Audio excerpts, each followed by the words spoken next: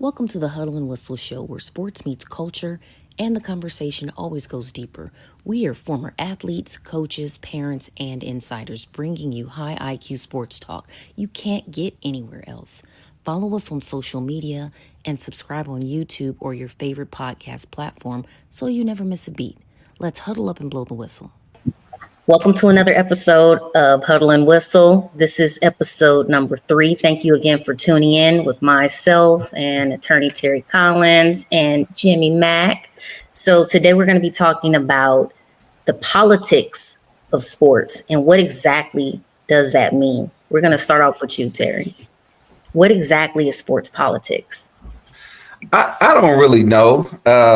I think it's more along the business side of sports, like the things that really impact marketing, roster spots, playing time, things that really impact why decisions are made behind the scenes.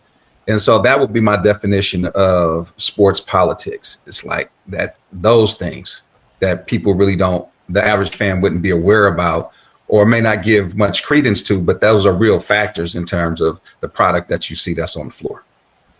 And Jimmy, from somebody that's played at the highest level, what does that mean to you when you hear somebody talking about sports politics? Just to co-sign with what Terry said, it has a lot to do with the behind the scenes. What if you're at the pro level, what the general manager and the coaches might be thinking how much they paying a player. So if I'm giving player A $4 million and player B is better than him and he's only making the league minimum, I got to play player A because that's an investment that we got to make. We can't have the $4 million man sitting on the bench and have the league minimum guy playing. So that goes into the context with it. Also, what coaches may perceive you, what's their perception of you, and what's the reality of it. Or sometimes it's an image.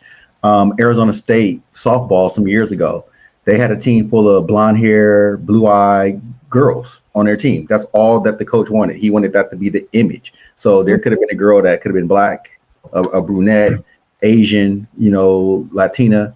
He wouldn't have recruited her because he wanted that imagery of the school, of the girls in the school of his program to be blonde hair, blue eyes. And if he did recruit a girl that had that was a brunette, that was white, he would pretty much make her kind of bleach her hair or dye her hair blonde. So he wanted that image and persona. So it inquires of what people want sometimes what they want their program to look like, their franchise to look like, or their organization to look like, and the type of people that they want to be a part of it.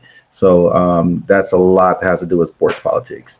Too, I think that probably the most visible example recently is Bronny James, right? And people go, LeBron got his son a roster spot. He shouldn't be playing. This is like politics at its finest. But in my opinion, Bronny James should be able to go home and drink straight out the orange juice. No glass, just go straight out the carton.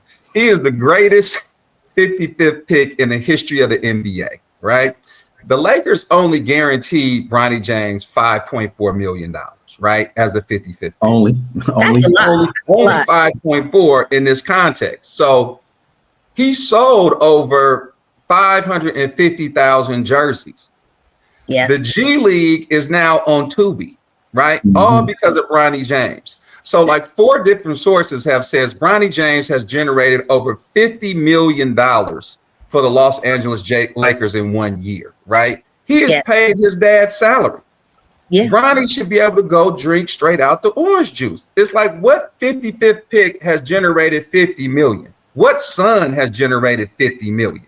Unheard. Like, so you can say whatever you want, but the politics behind it and the money behind it, the boy might be the greatest I've ever seen at the 55th pick. Hey, look, he can drink out that orange juice as long as Savannah say he can drink out the orange juice. I don't care how much money he making in the house. She gonna smack that boy if he does that. But but that's also like the Caitlin Clark experience that they have going on right now. She generates so much for the WNBA.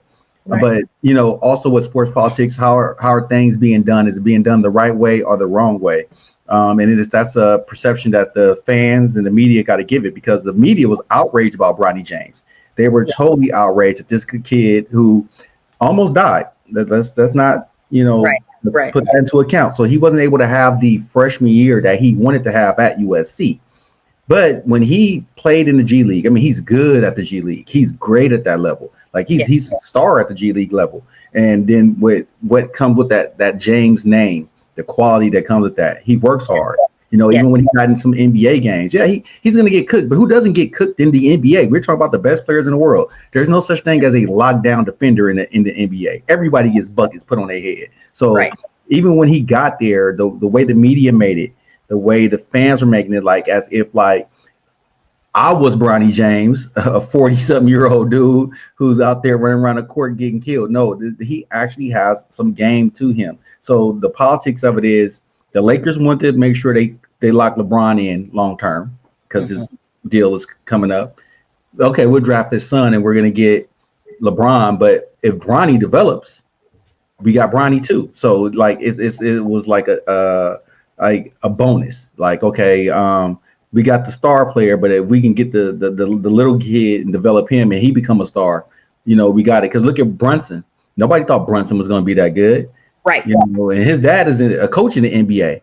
You know, it's not like his we don't know if his dad had any impact on him getting drafted or being in the league, but he has proven with development that he's a star player now. So the politics of it is that sometimes people with name, or as they say, it's not what you know, is who you know. Who you know in certain situations, it comes to fruition for that person to be able to be developed and go on and do something well and probably become a big draw. So it works both ways. I mean, nobody was complaining when Kobe Carl, if you remember that, Terry, you remember that, Marlo, George Karl's son, he was in the NBA. Kobe Carl didn't really belong there, but he was on the team. He was on the NBA team. So it happens that way. You know, and a follow-up with your Brunson point, like, the New York Knicks were mad apparently at Coach Tom Thibodeau, right? But Jalen Brunson doesn't sign with the New York Knicks if it's not for Tom Thibodeau's relationship with Jalen Brunson's dad. Yeah, they go way back. And so all these things that are happening behind the scenes matter. So now you have, you know, a premier all-star point guard leading your team based upon the coach's relationship with the dad. So those behind-the-scene things matter, you know. But the average fan probably wouldn't know that.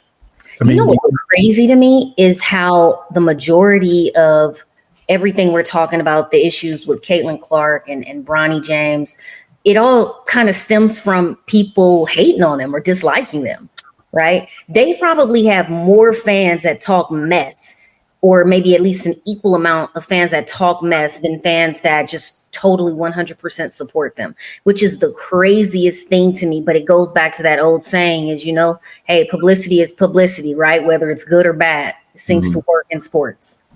Well, when it comes to the Caitlin Clark argument, what a lot of fans that have been longtime fans of WNBA, and Marlo, you know that probably me and you have been fans of WNBA since its inception because of Julie.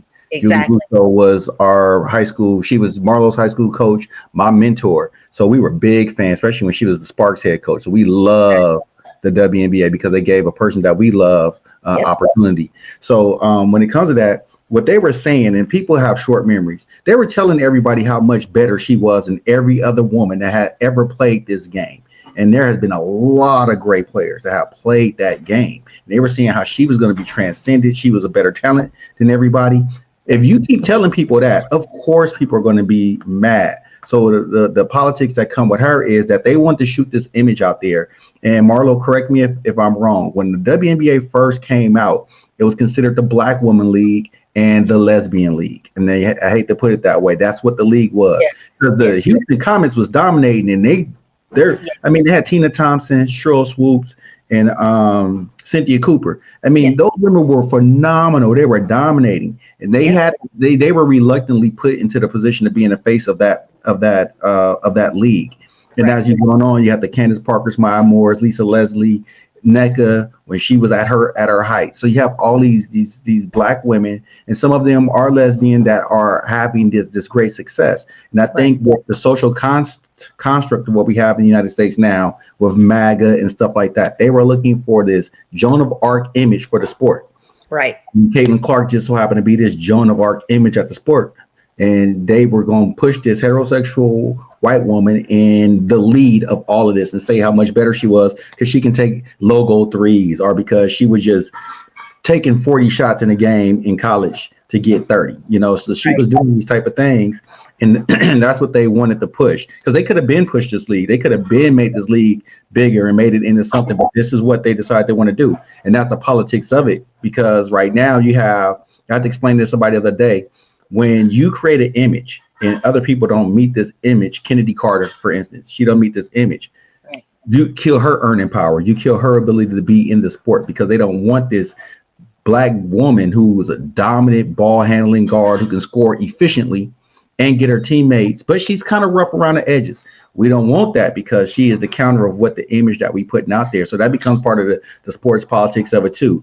I want my league to look a certain way. So in order for it to look a certain way, we're going to get rid of certain players. We'll get rid of certain coaches who have certain styles that they're teaching the girls or the women to play. And I'm not saying girls, teaching these women to play that's going to be counterintuitive to what we want. Because when you listen to Caitlin Clark fans, they just want the other women to just let her score, let her be good, so we can keep buying paraphernalia and we can say this narrative of her is she's the greatest. And that plays into what's happening around the league is with people getting on the team and people getting cut. Because remember, Ari McDonald got cut by the Sparks.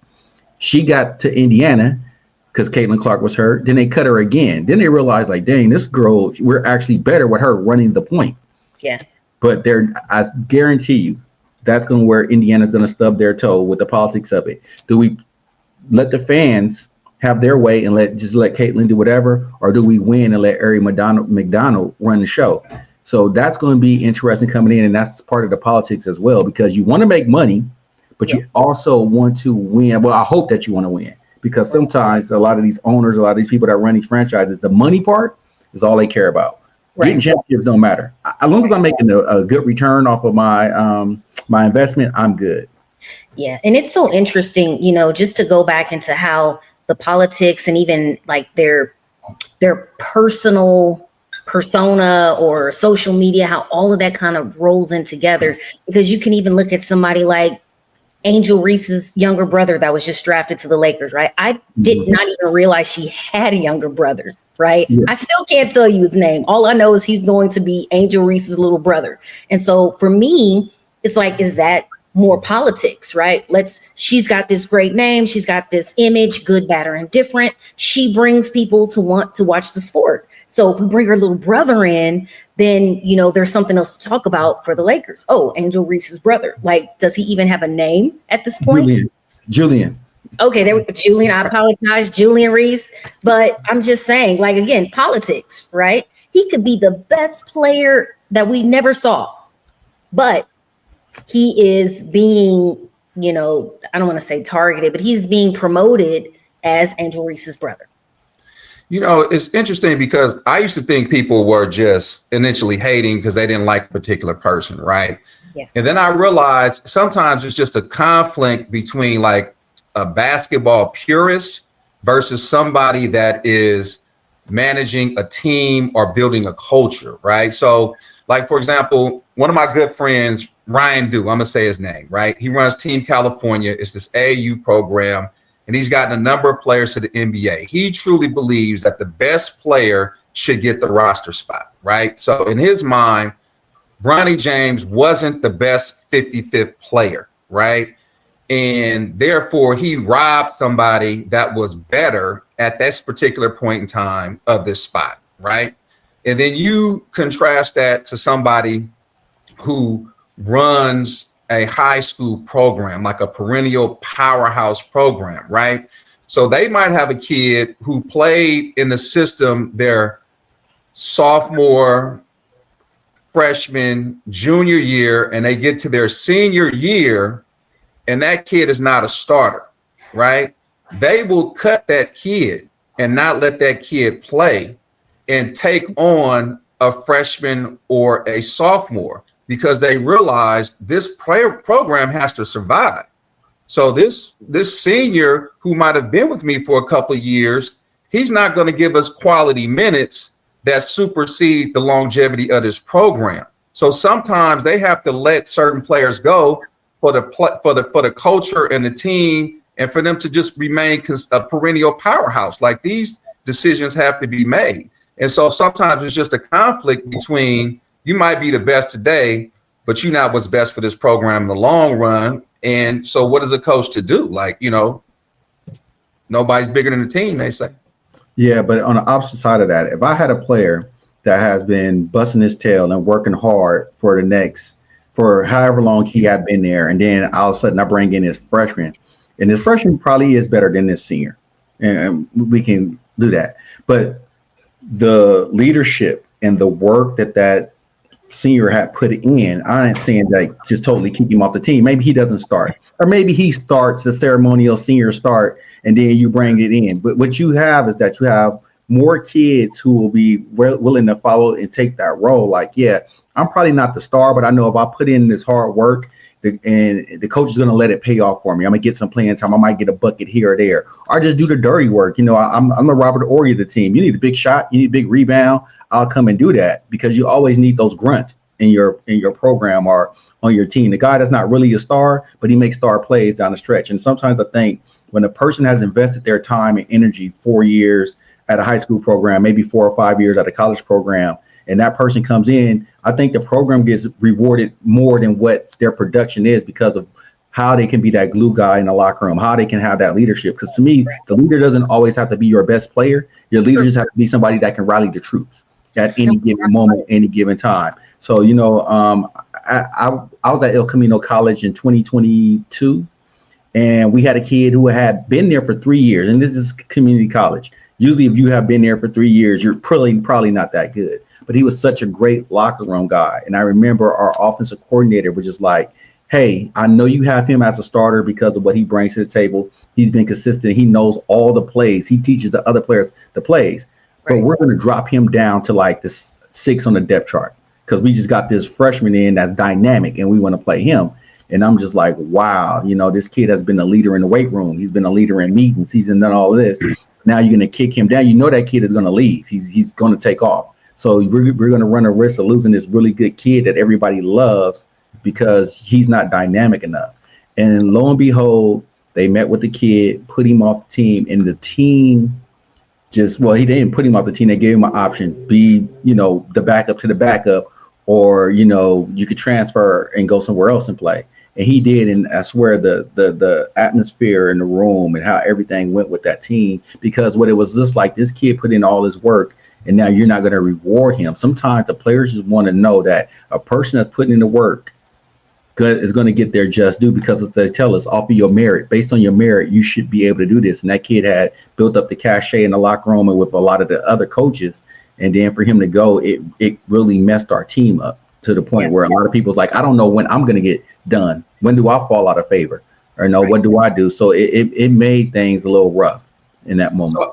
Or he could have had his mother wear a sundress. Right? Man, come on. But Jim, I'm gonna push back in this regard. I agree with what you're saying, and I totally understand that. But this is the dilemma. It used to be that kids could not just transfer out of the school. So if they were in a program, they remained, or they would be ineligible the next year. Now a kid can just freely leave and go across the street and play.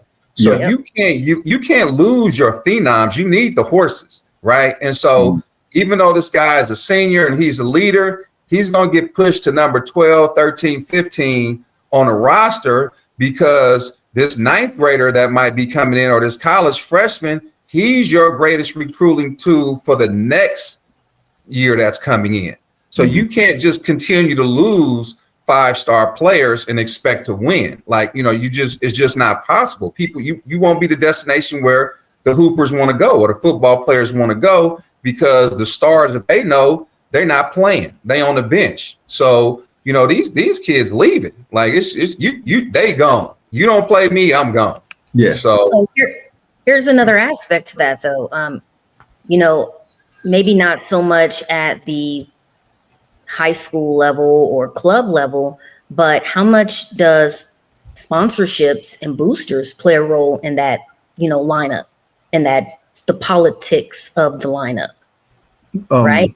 Yeah, I mean, yeah, that plays a big role because especially with nowadays with the NIL, even though I think that's about to go to the wayside and things are going to be done a little bit differently. If we're investing, like I said, with the $4 million player and the league minimum player, where we're putting all this money into this kid to get them here, Yeah. we need to see the production on the field. That money needs to pay off. I mean, because when I was going through college, it was a 5-year scholarship. And then somewhere along the line, I want to say in the 2000s, like they have to resign these scholarships year after year. Like, oh, wait, no, you ain't good enough. So we're not going to, because it was an automatic resign. I signed here for 5 years. There's nothing you can do. If I never play and I get, my degree and then go get a master's degree on your dime, that's just how it worked out. So it works that way with, nowadays because there's so much money being given to the players. They want to see the payoff. And sometimes these kids are, as Terry said, they can go across the street tomorrow. Money talks now in this industry. So if I'm already giving Terry $4 million to be here for 4 years, then Nebraska comes around and go, we're going to double that. We'll give you 8. Come on, Terry, let's go. Yeah. Now, when Terry gets there, that $8 million man, they going to want that return on that. And those boosters that put in that money into that collective are the people, whoever's giving this NIL deal, the guy that is doing John's rib tips or John's rib shack, he want that kid on the field. He want Terry on the field. So they're going to call the coaches. And this is the one thing that's going to be a problem moving forward with a lot of these college coaches. Any big time booster that's putting in money going to want to see the kid that he's giving that money to on the field, because that's a brag for them. So that's going to seep into your locker room and stuff like that. But also when it comes to the politics, it's also an attitude fit. If you are a kid that the coaches lose faith into, not because you can't play, but because they feel that they're threatened by you, or they feel that they can't control you, that can also take away your playing time. That can also do that. In my 4 years at UCLA, my freshman year I came in, I was playing behind 2 All-Americans. So that wasn't a problem. But once J.J. Stokes had left and I was next man up, it became a problem. They tried to replace me 3 different times. All 3 times it didn't work because, like Terry said, the best man deserved the spot. So I kept having to prove that I was the best man because why? I didn't fit the image or the attitude that they wanted. They wanted the kid from South LA, but they didn't want what came with the kid from South LA. Like, you can't just talk to me crazy, or you can't just tell me something. I'll be like, hey, nah, that ain't gonna work, bruh. Now that becomes a problem when you telling them, hey man, that play ain't gonna work based on our personnel. Like, you're actually trying to talk to them and in a strategic point, and they like, nah, this is our show. This is how we run it. So sometimes that becomes a conflict in the politics of what's being played as well. Not because you're good, it's because, do I really want you to be the person that represents my program? Do I want you to be that person? You'll see that a lot in the NFL. And I know you've talked to Dennis about this quite a bit, Marlo. Sometimes you can have a person that's a dog and they be like, nah, but we'll keep you. We'll make you like the second receiver, but we're not going to make you number 1. Or, you can be the third down back, but you're not going to be. And that dude is actually the better of the 2. And they'll just do you dirty like that because they don't want your imagery, or they feel that your attitude ain't what we want to represent our team. So that becomes a part of that as well, besides the money aspect in it. So let me ask this, and you guys may or may not know this, but this is definitely going to come up. If we don't figure it out now, it'll definitely be in a future episode. But what is the big difference between these colleges and universities that have started their own NIL collectives, and then you have now this new thing where they're able to pay, players directly? Is that going to kind of conflict at some point?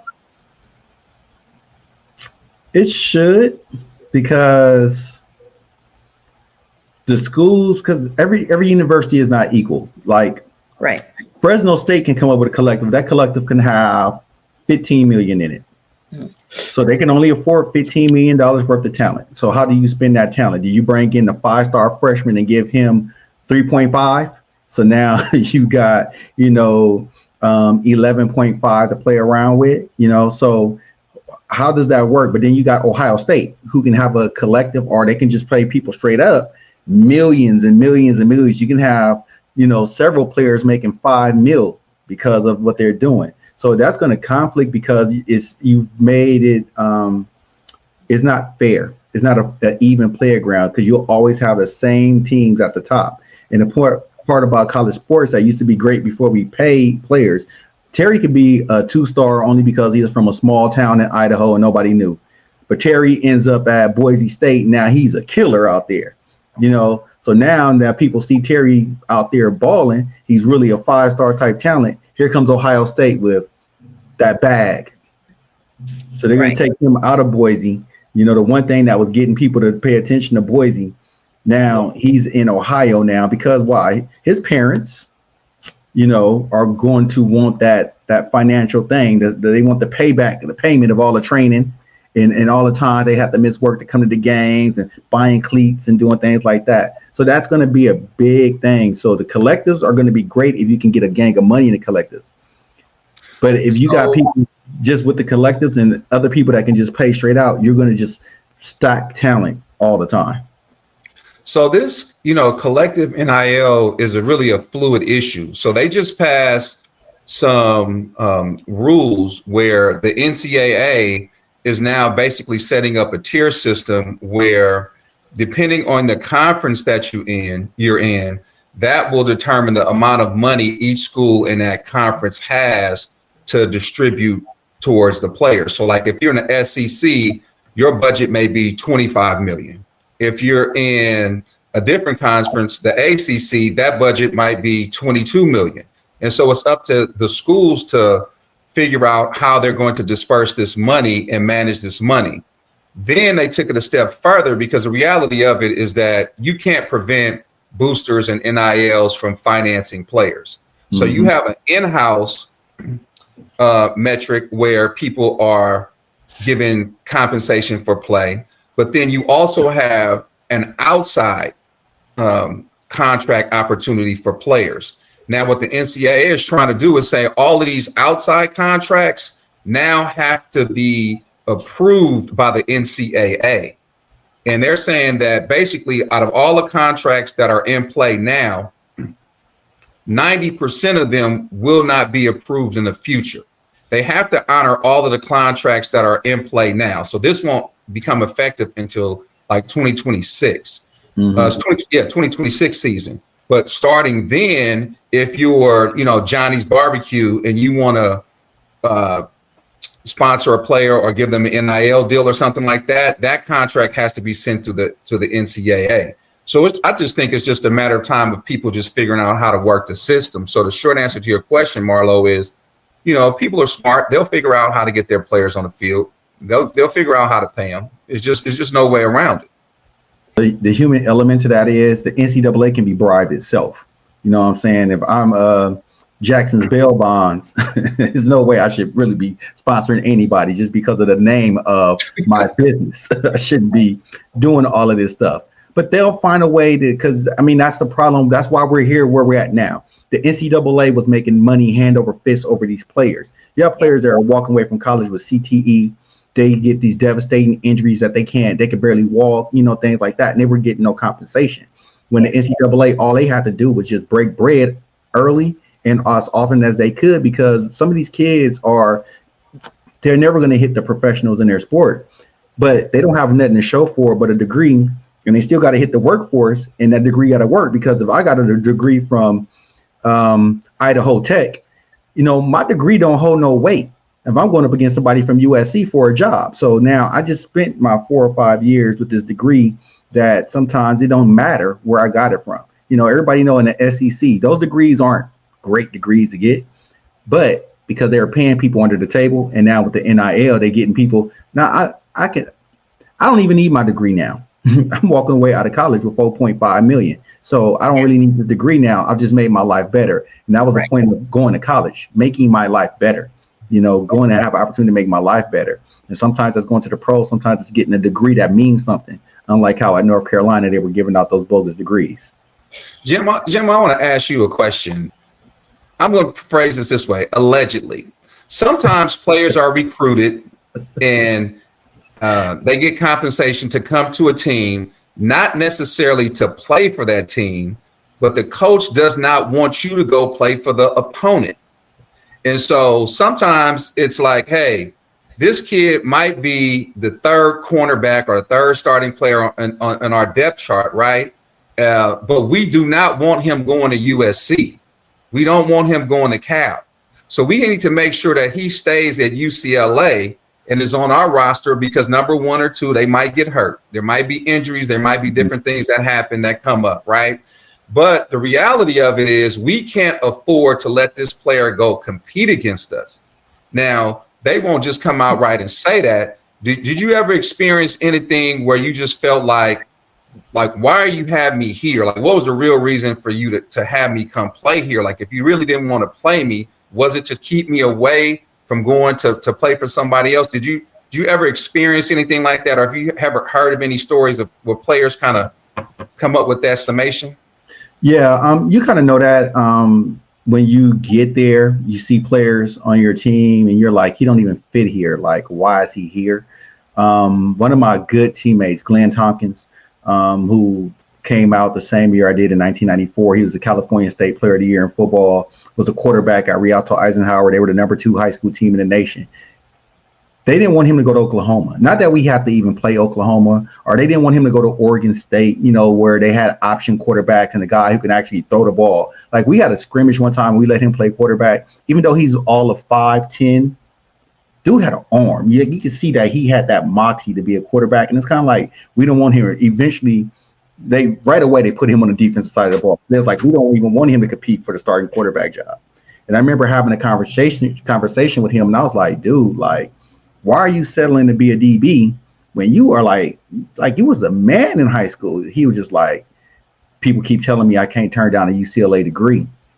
If the pros don't work for me, this UCLA degree is going to work well for me. He said some of the other places like Oklahoma and Oregon State, places that wanted me to be a quarterback, those degrees, if things don't work out, he's like, look at me, I'm not going to go to the NFL as a quarterback. But also, those degrees don't hold weight like a UCLA degree. And I remember when I was going through it my junior year at UCLA, he was just like, man, I think they kind of doing you the same way. I think he's like, everybody know you wanted to go to USC. Everybody know that you wanted to be a Trojan, and you had that opportunity. But UCLA put the all-out stops to get you here because they didn't want you on that side of town. And right. I was like, you know what? I told him, I said, I was kind of thinking that, but it's like they're playing me a lot when they need me. It's not they always were playing me. They played me when the going got tough. Like, okay, grab him and put him in there and let's make some things happen. So, you get that feel of it, because you like, I knew I didn't fit UCLA's system. I had to learn the system because they ran a West Coast offense. I'm a deep threat. You don't run a lot of deep routes in the West Coast offense. But by the time we got to my senior year, they kind of flipped that around, because it's like, we got to get a playmaker out here at all times. Let's put him more in the offense and throw the ball a little bit deeper all the time to get him going. So it gets that way because they don't want to compete. They'll waste your talent so you don't have to compete. And I hate that colleges do that, because you're ruining somebody's life. You're ruining somebody's life, where you could have just let that kid go to San Jose State or San Diego State or Fresno State, but I don't want to play against him, or I don't ever want to see him, somewhere else. So we're just going to hoard this talent and sit them here on the shelf knowing they don't fit. And you would think that coaches want everybody in their program to fit their program, but that's a big strategy and some politics in that as well. Is I don't want to compete against him, so we'll recruit him knowing that we don't need him. Yeah, that's like playing chess and not checkers. Yes. Really? So how does sports politics interfere with like player development and team chemistry and like just the overall mental health and confidence of a player? I know you just kind of touched on it, but that would seem to kind of create maybe sometimes more issues than what it's worth by playing, that type of a strategy. It depends on the individual. I know when my playing days were over, like after getting cut from the 49ers, my last time getting cut out the NFL, it played a lot in rebuilding who I was as a person. Not saying that football defined me, but football was my strategy, my plan on helping my family. It wasn't just something that I wanted to do. I wanted to make sure that my dad never had to work again, or that my great aunt, who sacrificed a lot for the family, can just go sit on her butt. you know what I'm saying, and never have to do anything for the family again because somebody is going to take care of her as well. So it can be a bad thing, especially in a locker room, because if you have a player that people love and people seeing them getting done dirty, you know, it puts everybody on notice, like, hey, no matter how much we think about him, these coaches think another way. So what do they think about me? It gets people thinking. It gets people going. It can make the team sour. Like, you can get people, they'll start building factions, the ones that are going with the program, with the coaches. Oh, just do what the coach say. Or, you know, y'all always stirring up trouble. And you can fracture your locker room like that, because you're going to have people going to always be upset with what's going on behind the scenes with coaches. Because coaches will have a conversation with Terry and be like, Terry, man, you the greatest player that we got. We going to do this, do that. And then go tell another player that's competing with Terry, like, man, Terry ain't all that, man. We're going to get you the ball. We're going to do this and that. So they're giving these mixed messages. And now Terry and this player that he's competing with have these animosities towards each other, because the coach is telling Terry one thing about how great he is and telling this other player, like, oh, Terry ain't this and that. So that person is building up this resistance. Like, I don't even want to be Terry friend because, you know, I'm competing against him and the coaches say he's this and that, so I should stay away from him. So y'all will never have that conversation like, hey, what did the coach tell you? You know, because that can become a problem, because if players start talking about, hey, man, what coach tell you? Oh, he told me this. Oh, well, he told me this. Then it becomes a problem. So what they like to do, they like to they don't want a strong unified front with their team. Sometimes they want to have people break off in segments so they can control you a little bit better, you know. So it can become a big problem in your locker room if you don't have strong locker room figures. You got to have strong, even if they're not the team captain, just a strong figure in the locker room that say, hey, this is how we move as a team or as a unit. It's not going to be all of this. So it can really be bad when the politics are being played out in real time and you got players competing for spots, competing for, you know, the opportunity. It can get really, really nasty, especially if the coaches are just allowing that culture to fester. I think we have two live examples that are playing out right now. And this is something that we should watch. The first example is the UCLA women's Bruins basketball team. So they had star freshmen, right? These women were stars, right? That didn't get to play, so they left. Mm-hmm. So the coach says, and is quoted as saying, sometimes you can just have too much talent. Yeah. You can only work with a certain group. So that's one philosophy of looking at it. And then you also have Shedeur Sanders. He wasn't a 5th round, 144th overall pick, right? And so now you have the league saying, we don't want Deion Sanders' sports agency getting a stranglehold on the NFL, right? Mm-hmm. So all the Colorado players that should have got drafted much higher end up getting drafted much lower. So Shedeur now goes in there. He's the 4th string quarterback, but he's clearly the best quarterback. Mm-hmm. So the players are not going to tolerate him sitting on the bench if he's outperformed them. So what are they doing? They're not always letting him have first team reps. They're not always letting him have second team reps. But when he gets in there, he's shining. Now, apparently, he's number 2 on the depth chart, right? Mm-hmm. So we'll see. But that NFL locker room is going to go off if they don't play the best player at quarterback. So you can't tank it in the NFL, especially at the beginning of the season, because everybody has hope, right? So we'll see how these two situations play off. So let's keep an eye on these Bruin women basketball players and these Cleveland Browns. Let's keep an eye on. Now, the only thing about the NFL locker room is, because that NFL locker room is so cutthroat, because it's only 54 spots, you know, which I think is stupid. I think it's the pros. You shouldn't have 54 players, at least 70, at least 75, because people get hurt. And the last thing you want to do is bring somebody off the couch to learn your complicated system in a week, then go out there and try to go against some of the best players in the world. So I always thought that was kind of dumb. But when I was in Chicago, that locker room was so cutthroat. Like, a person, Curtis Conway was my teammate in camp. Now, Curtis is secure with his position. So you ask Curtis anything, Curtis would be like, oh, yeah, man, you should do this. Go do that, do that. Bobby Ingram, on the other hand, would be like, man, you better learn that on your own, bro. Like, I don't care if you got success or not. So a lot of times in those locker rooms, when it comes to that, you can be an extravagantly an amazing player. I heard this about Joe Horn. When Joe Horn was with the Kansas City Chiefs, he was clearly their best receiver. But no, we're not playing him. No. And they said it kind of fractured the locker room because this dude is on the scout team killing everybody. But then he don't ever get an opportunity to play. He don't come to fruition as a good player until he gets to New Orleans. But he had already been in the league for 3 years.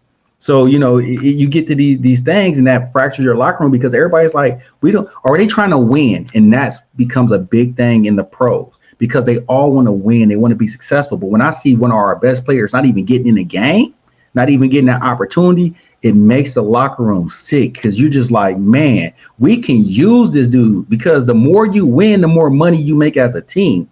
You get a different check for those playoffs, that first round, that second round, that conference championship, that Super Bowl. That's more money in my pocket to blow on whatever I want to blow it on. So you're killing that vibe in that locker room because those dudes are like, we can actually win. And you know how winning gonna get other people commercials, gonna get certain people more deals and more sponsorships and all that stuff. So you're playing with my money because you don't want to play this person. So what's the first thing they're gonna do? How can I get out of here?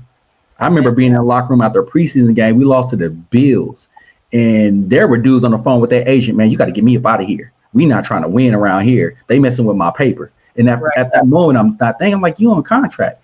But these guys they know winning brings celebrity, brings opportunity outside of the sport. So that's why you get a lot of guys who be like, oh, it's about me. I'm a make myself into a brand and make myself big so I can set myself up for after this.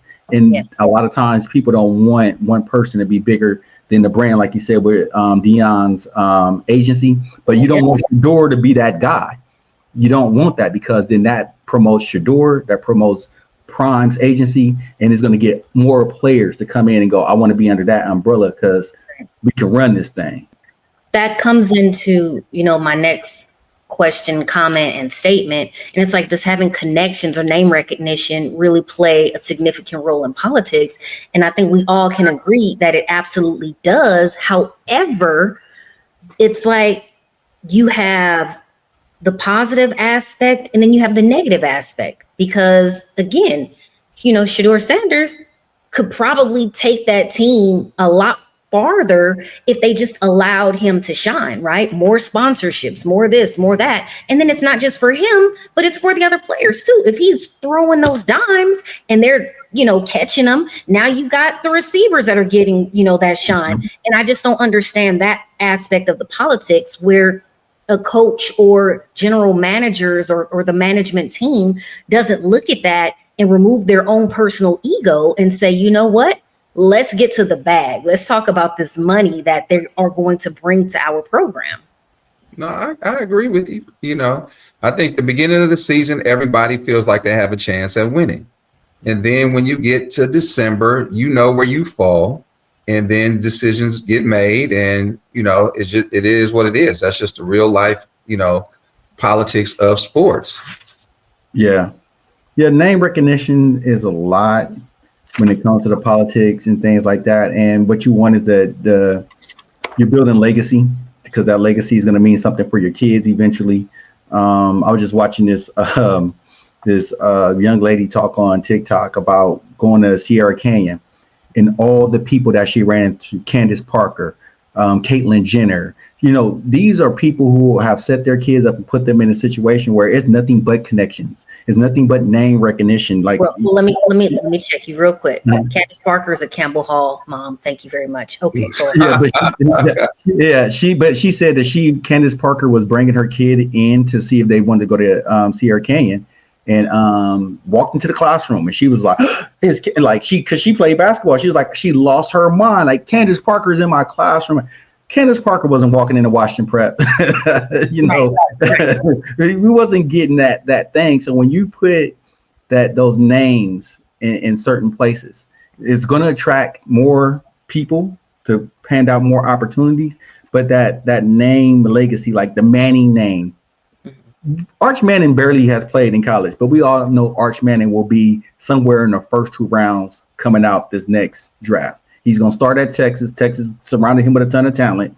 He's going to play well because he's a good player. But that Manning name means so much in the football circle, So That's what you want. You want that legacy because that helps with the politics of it all. You see like Ewers barely got drafted and Ewers had started over him, but now you're going to see Arch be like, oh, he's the greatest quarterback in Texas history. We'll forget about Vince Young. We'll forget about Colt McCoy. We'll forget about Major Applewhite. We'll forget about all those players, but they'll be blowing smoke up Arch Manning. But if he throws 4 touchdowns in a game, if he rushes for a touchdown, look how mobile he is. So that name recognition in these type of situations are big. And we all, I hope we all wanted to build a name for ourselves so our kids can have the easy street one day, or people that's associated with us have the easy street one day because our name meant something and brought it to the table. But here's another aspect of that, right? Let's compare a LeBron James with a Deion Sanders. Why is it that Deion's name, as great as it is, seemed to have a negative effect on his son, whereas LeBron James, as great as his image or name recognition is, had a positive effect? Is that because of the individuals themselves, or is it the difference in politics for various teams? LeBron James became the first player to have a agency that represented players while he was still playing. And LeBron's sports agency has a direct impact on the amount of money players are getting paid and the direction or the location that players end up. Deion Sanders was about to become LeBron James on steroids, because you see the amount of money that Deion generated for the state and the city of Colorado, right? Now he's transforming and he's going to become the premier agent for all of the athletes coming out of a lot of the athletes coming out of college football. So they don't want to allow that door to be open for Deion.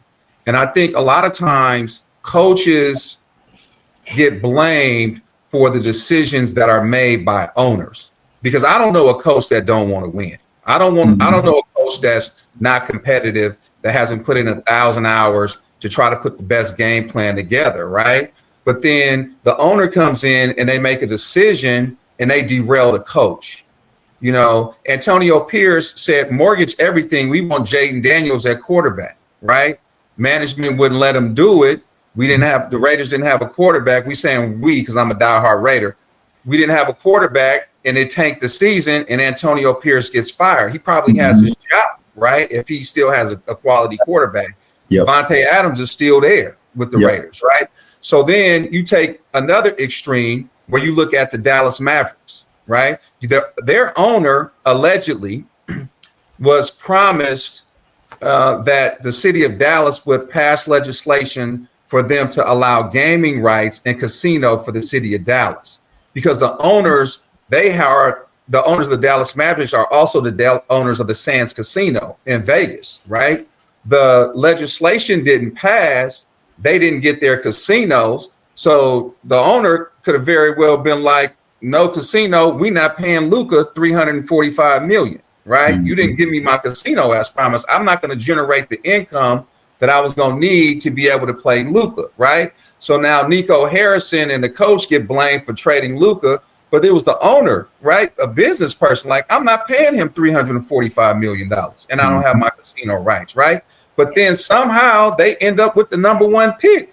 So I don't know if it's a quid pro quo or what happened behind that, but the relationship between the league and the owner is sometimes totally out of the hands of the coach, and it's simply above their pay grade. Another aspect that I'll touch on with that, because everything that Terry said is absolutely true. There's a lot of back alley deals being made for some of these things.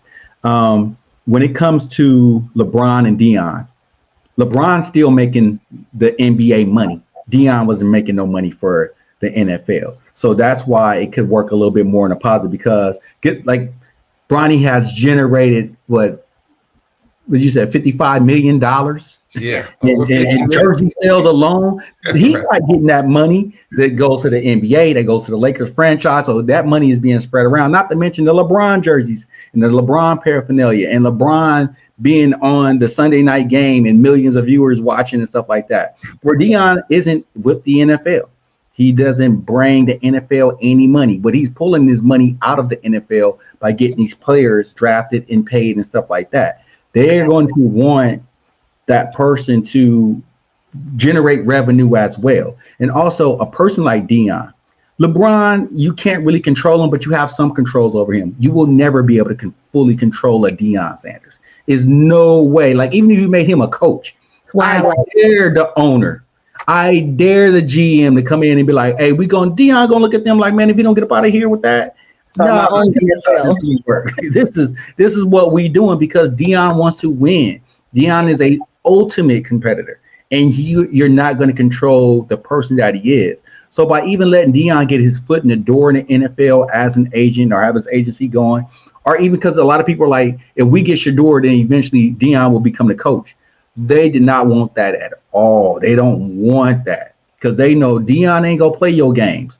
He gonna play his game. He gonna crash the boat on his own terms. He ain't gonna let nobody else pilot the ship. He gonna pilot the ship, and if it crashes, it crashes. So that's another thing that's the difference between that. Yes, LeBron comes across as this independent entity, but LeBron has done so much business with the NBA that is bringing the NBA money, where Deion isn't bringing the NFL any type of money. So yeah, we can do his son dirty and do the players that's under him dirty, as long as they don't, which could backfire, because if all those players come out and they become stars in the NFL, they're going to lose that battle. But for right now, they still have that semblance of control.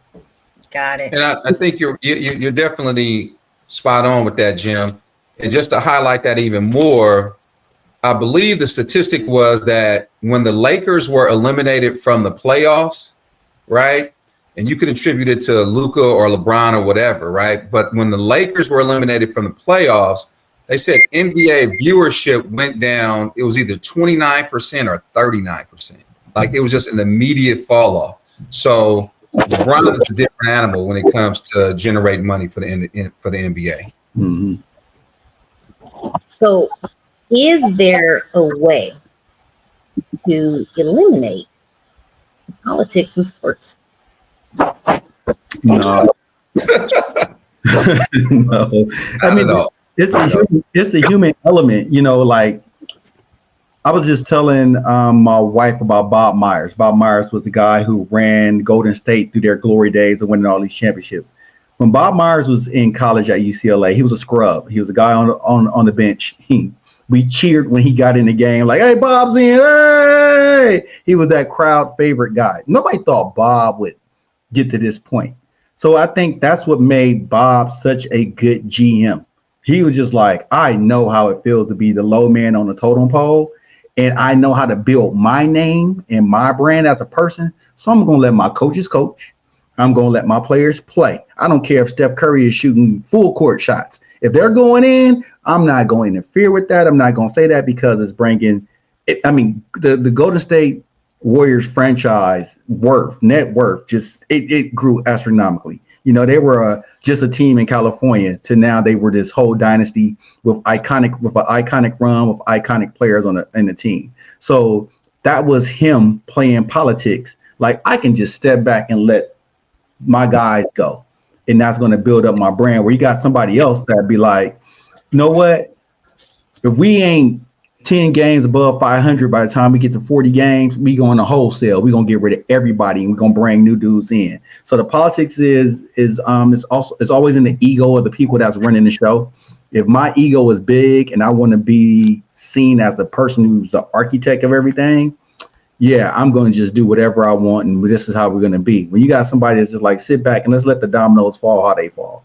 You know what I'm saying? Because just imagine if Golden State never gets KD. If he doesn't go out and get KD, we don't want KD. They probably only get one championship, So he was just like, man, let's just do this.